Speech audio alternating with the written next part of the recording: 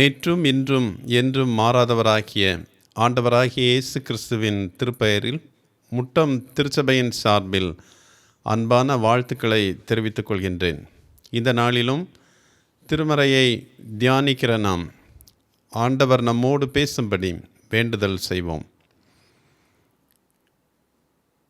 எங்கள் மீது மிகுந்த அன்பு பாராட்டி தம்முடைய சொந்த குமாரனையே தந்து எங்களை அளவில்லாமல் நேசித்து வழி நடத்துகின்ற எங்கள் அன்பின் நல்ல தந்தையே, நீர் எங்களுக்கு தந்திருக்கிற திருமறைக்காக, உம்முடைய நல்ல வார்த்தைகளுக்காக, தினம்தோறும் நாங்கள் இந்த உலகில் வாழ்வதற்கு காண்பிக்கிற வழிகளுக்காக நன்றியோடு உம்மை நாங்கள் போற்றுகின்றோம். நீர் எங்கள் மீது அன்பு பாராட்டுவது போல உம்முடைய அன்பில் நாங்களும் நிலை நின்று வளர இந்த நாளில் இந்த திருமறை பகுதியினூடாக எங்களோடு பேச வேண்டுமென்று இயேசு கிறிஸ்துவின் பெயரில் வேண்டுகிறோம் சுவாமி. ஆமீன். வெளிப்படுத்தல் 2ஆம் அதிகாரத்தில் எபேசு சபையை பற்றி ஆவியானவர் கூறுகிற பொழுது முதலில் அதனுடைய சிறப்புகளையெல்லாம் பாராட்டுகின்றார். 3ஆம் வசனத்தில் நீ சகித்து கொண்டிருக்கிறதையும் பொறுமையாயிருக்கிறதையும் என் நாமத்தின் நிமித்தம் இளைப்படையாமல் பிரயாசப்பட்டதையும் அறிந்திருக்கிறேன் என்று 3 காரியங்களுக்காக பாராட்டு தெரிவிக்கின்றார். ஆனால் 4ஆம் வசனத்தில் ஆதியில் கொண்ட அன்பை விட்டுவிட்டதாக குறைவுபடுகிறார்.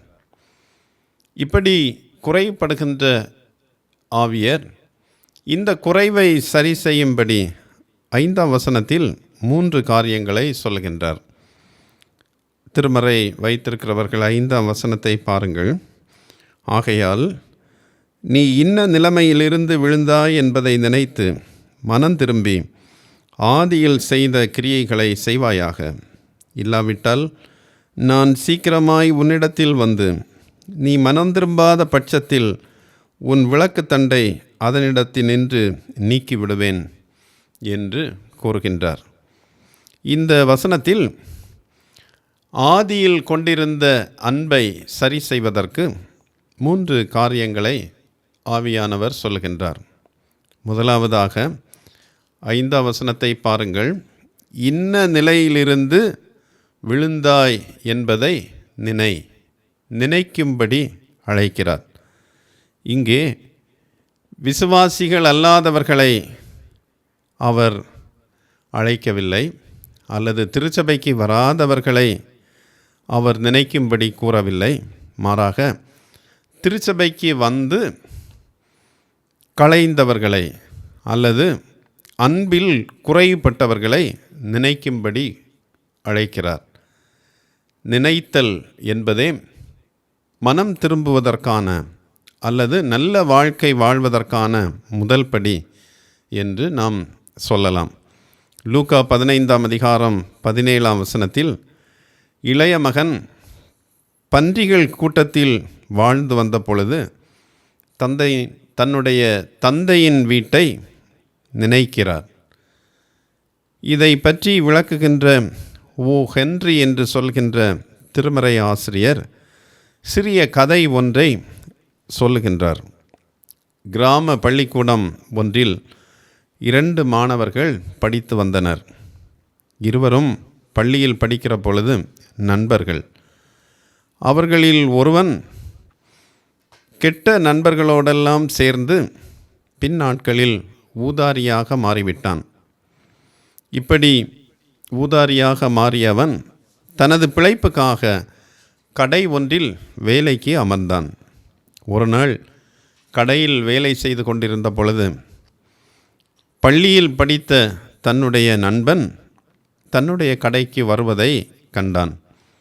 அவர்கள் இருவரும் ஒருவரை ஒருவர் நீண்ட நாட்களுக்கு பிறகு பார்த்து நலம் விசாரித்து தங்களுடைய நட்பை மீண்டும் புதுப்பித்து கொண்டனர். அந்த உரையாடலுக்கு பின்பு கடையிலிருந்து தன்னை தேடி வந்த அந்த நண்பன் சென்ற பிறகு ஊதாரியான வாலிபன் தன்னுடைய வாழ்வை நினைத்து பார்க்கிறான். தன்னுடைய நண்பனோ இப்போது உயர்ந்த அதிகாரியாக அலுவலகம் ஒன்றில் பணியாற்றுகிறார். ஆனால் ஊதாரியாக வாழ்ந்த நான் இப்படி வாழ்கிறேனே, நான் எப்படி இருக்க வேண்டியவன், இப்படி ஒரு நிலைமைக்கு வந்துவிட்டேனே என்கின்ற ஒரு எண்ணம் அவனுடைய எண்ணத்தில் வரவே தன்னுடைய வாழ்க்கையை மாற்றுவதற்கு துவங்கினான். தன்னுடைய வாழ்வை நினைத்த பொழுது அவனுடைய வாழ்வு மலர்கின்றது. புது வாழ்வு அவனுக்கு கிடைக்கிறது. இன்ன நிலையிலிருந்து விழுந்தேன் என்ற நினைவு நம்மையும் மாற்றும். ஆகவேதான் எபேசு சபைக்கு ஆவியர் அழைப்பு விடுக்கிற பொழுது ஆதியில் கொண்ட அன்பை மீண்டும் புதுப்பிக்க இன்ன நிலையிலிருந்து விழுந்தாய் என்பதை நினை என்று அழைக்கிறார். இரண்டாவதாக இந்த வசனத்தில் புதிய வாழ்வு அல்லது ஆதியில் கொண்ட அன்பை பெற்றுக்கொள்வதற்கு அவர் சொல்லுகின்ற மற்றொரு காரியம் மனம் திரும்பும். ரிப்பன்ட், ரிமெம்பர் என்று அழைக்கிறவர் இப்பொழுது ரிப்பன்ட் என்று கூறுகிறார். முந்திய வாழ்வை நினைத்து வருந்தி சீர்பட மனம் திரும்புவது அவசியம் என்று கூறுகிறார். மனம் திரும்புதல் நமது வாழ்வில் நடைபெறுகிற பொழுது நம்முடைய வாழ்வின் தீய வாழ்க்கையை விட்டு புதிய வாழ்வுக்கு நாம் வருகின்றோம். நம்முடைய வாழ்வில் நடைபெற்ற துன்பத்திற்கு காரணம் நாமே என்பதை உணர்ந்து திரும்புகின்றோம். லூக்கா 15:18 நான் எழுந்து என் தந்தையிடம் சென்று, அப்பா, பரத்துக்கும் உமக்கும் விரோதமாக பாவம் செய்தேன் என்று இளைய மகன் தன்னுடைய வாழ்வை நினைத்து மனம் மாறுகின்றான். தாவீது ஆக்கிலா என்று சொல்கின்ற ஒரு மேட்டில் ஒளித்து கொண்டிருக்கிறார். தன்னை துரத்தி வருகின்ற சவுலும் அவரது அருகில் வந்துவிட்டார். 1 சாமுவேல் 26:21 நாம் படிக்கிற பொழுது சவுல் மிக அருகில் இருப்பதை தாவீது காண்கிறார். ஆனால் சவுலோ அறியவில்லை. அந்த இரவில் சவுலினுடைய பாளையத்திற்குள் சென்று ஒரு தண்ணீர் செம்பையும் தலைமாட்டில் இருந்த ஈட்டியையும் எடுத்துக்கொண்டு தாவீது தன்னுடைய இடத்திற்கு வந்து மீண்டும் மறுநாள் காலையில் தன்னை எதிராளியாக கருதி தன்னை கொலை செய்யும்படி துரத்தி கொண்டிருக்கின்ற சவுலை பார்த்து சொல்கின்றார், நீர் எனக்கு தீங்கு செய்ய நினைத்தீர், ஆனால் நானோ உமக்கு நன்மை செய்திருக்கின்றேன். கவுதாரியை வேட்டையாடுகிறது போல இஸ்ரவேலின் ராஜா ஒரு தெள்ளுப்பூச்சியை தேட வந்தாரோ என்று சத்தமிட்டு சவுலிடத்திலே சொல்லுகின்றார். அப்போதுதான் 1 சாமுவேல் 26:21 சவுல் கூறுகிறார், இதோ நான் மதியற்றவனாய் மகா பெரிய தப்பிதம் செய்தேன் என்று தன்னுடைய தவறை நினைத்து வருந்துகின்றார். எப்போதெல்லாம் நாம் புதிய வாழ்க்கையை வாழ விரும்புகிறோமோ நம்முடைய தவறுகளை விட்டுவிட நாம் அழைக்கப்படுகின்றோம். நம்முடைய துன்பத்திற்கு காரணமான தவறுகளை நினைத்து மனம் மாறுகிற பொழுது, மாற்றம் பெறுகிற பொழுது புதிய வாழ்வு நமக்குள் வருகிறது. ஆதியில் இழந்த அன்பை பெறுவதற்கு மனம் திரும்புதல், பாவ வாழ்விலிருந்து திரும்பி புதிய வாழ்வு வாழ்வது அவசியமானது. 5 ஆகையால் நீ இன்ன நிலைமையிலிருந்து விழுந்தாய் என்பதை நினைத்து மனம் திரும்பி 3வதாக மற்றும் ஒரு செய்தியை சொல்கின்றார். ஆதியில் செய்த கிரியைகளை செய்வாயாக. டூ, செய். Remember, repent and do. எதை செய்வது? ஆதியில் செய்த கிரியைகளை செய்வாயாக. மனம் திரும்புதல் ஒரு மனிதனுடைய வாழ்க்கையில் 2 முக்கியமான காரியங்களை ஏற்படுத்துகின்றது அல்லது விளைவுகளை ஏற்படுத்துகின்றது. கடவுளுடைய அருளுக்காக காத்திருக்கின்ற ஒரு மனோபக்குவத்தை உண்டாக்குகிறது. மனம் திரும்புகிற ஒருவன் தான் நினைத்தபடி வாழாது கடவுளுடைய அருளை சார்ந்து கடவுளுடைய வாழ்வை சார்ந்து வாழ முற்படுகிறார். கடவுளே, என்மேல் கிருபையாயிரும், நான் பாவி என்கின்ற உணர்வு அவனுக்குள் வருகிறது. இரண்டாவதாக, மனம் திரும்பியதற்கான கனிகளை தருவதற்கு முற்படுகிறார். தன்னுடைய வாழ்வின் மூலமாக மாற்றம் பெற்ற வாழ்வில் நிகழ வேண்டிய காரியங்களை அவர் வெளிப்படுத்துகின்றார். மனம் திரும்பிய ஒருவரும் பழைய வாழ்க்கையில் தொடர்வதில்லை. அவருடைய வாழ்வு கனி நிறைந்ததாக, செயல்கள் பல நிறைந்ததாக, பலர் மகிழும்படியான அனுபவங்களை அவர் கொடுக்கிறார். மனம் திரும்பியதின் ஒரு அடையாளம் என்பது கனி தரும் வாழ்வு, மாற்றம் பெற்ற புதிய வாழ்வு.